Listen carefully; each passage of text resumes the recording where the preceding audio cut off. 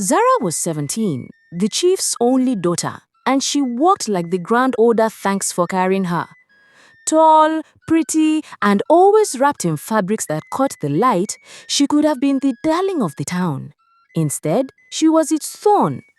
The problem wasn't her face, or her clothes, or even the way she clicked her shiny sandals on the road. The problem was simple. She acted as if greeting people would shorten her life. Every morning, the elders sat under the big mango tree in the square and watched her walk by. They waved, nodded, and smiled kindly, but Zara never greeted them back. She just walked past like nothing happened, as if their greetings didn't matter at all. "Fine child, empty mouth," one old man muttered, twisting his walking stick. "Beauty without manners," another added, and the small circle hummed. Zara's mother, Mrs. Amara, tried gentle reminders. "A greeting opens doors, Zara," she would say while combing Zara's hair for school. "You do not know when you will need the person you pass today." Zara smiled the way people smile at advice they have no intention of keeping. "Mommy, everyone knows me already. If I greet every single person, I'll never reach class." Her father, Chief Obi, kept his disapproval quieter, folded between the pages of his newspaper. "Our leader's child must be the first to greet," he said one evening, not looking up. "People watch you to decide how to behave." Zara checked her reflection in a window and adjusted her earrings. "People watch me because I'm Zara. They will behave how they want." The village watched indeed. At the market, on the road to the stream, along the school fence. Women balancing basins on their heads shifted aside to let her pass and received a hiss for their trouble. Children playing in the sand paused to wave and got air for an answer. Classmates who said good morning found themselves speaking to Zara's shoulder. On Saturdays, the market was busy and full of life. Fish scales shining, tomatoes stacked high, traders shouting prices. Zara walked through without greeting anyone. She ignored the woman offering roasted plantain, passed the basket seller calling her, and laughed off the tailor who reminded her about her fitting. "Pride will finish this one," a paper seller muttered.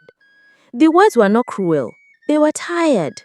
Then one day, Mrs. Kate, the school headmistress, rang the school bell. She stepped forward, her voice carrying over the crowd. "Tomorrow, all senior students must assemble here with your parents. A special visitor is in our village and she wishes to meet you after your exams." A low hum ran through the students like wind through leaves. "Who is she?" Someone whispered. "Maybe she's from the government." "No, I hear she's a celebrity." Zara crossed her arms, unimpressed. "Probably some woman who wants to lecture us about studying harder. I have better things to do." But her friend Anita nudged her. "Zara, you can't skip it, oh. The whole senior class has to be there." Zara rolled her eyes. "We will see." The next morning came too quickly. Zara had overslept, she grumbled, dragged her feet and decided to take the bush path shortcut to school to avoid walking with the crowd. Halfway along the path, she saw a woman standing under the shade of a large cashew tree, looking around with an uncertain expression. She was clearly not from the village. Her clothes were modern and stylish, her handbag too new to belong to anyone in the village. She stepped forward with a polite smile. "Good morning, dear. Could you point me toward the main road? I think I took a wrong turn." Zara slowed, glanced at her neat blouse and gold wristwatch, and smirked. "Do I look like Google Maps to you?" The woman blinked, caught between surprise and confusion. I I just needed directions." "Then maybe you should ask someone who has time to play tour guide." Zara tilted her chin higher. Without another word, she walked past, her sandals tapping against the damp ground. The woman's eyes followed her for a moment, before she turned and walked in the opposite direction. By the time Zara reached school, she had almost forgotten the exchange. It was just another small encounter she had brushed off. That afternoon, Mrs. Kate rang the assembly bell herself, a rare thing that drew even the laziest students to attention. Parents had been called too, and they now sat at the back of the gathering murmuring among themselves.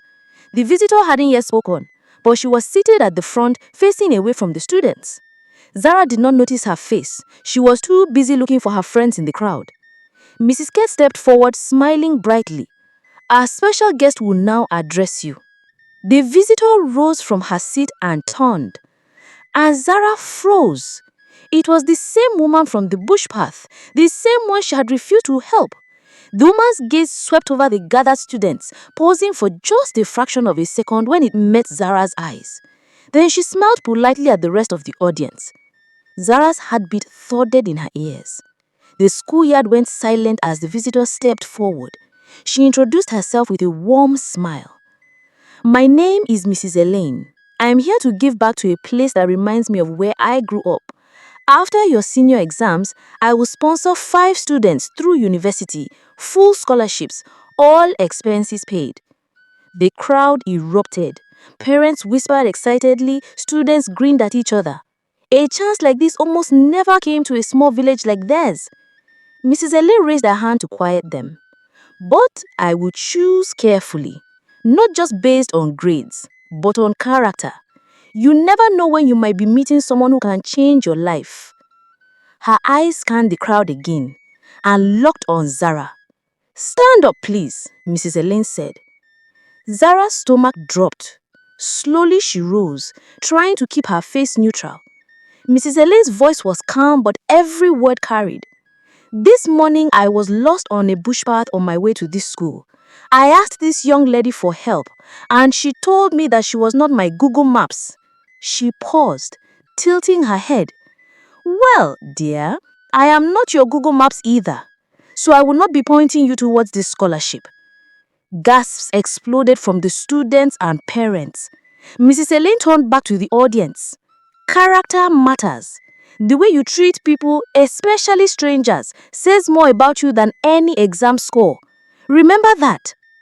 She began calling names. One by one, students stepped forward to accept their scholarship letters, their parents beaming with pride. Zara stood frozen in the middle of the yard, heat burning her cheeks, every clap for someone else feeling like a slap to her own pride. The 5 names were called. Hers wasn't one of them. As the assembly ended, Zara's father walked past her without a word. Her mother sighed heavily, following him.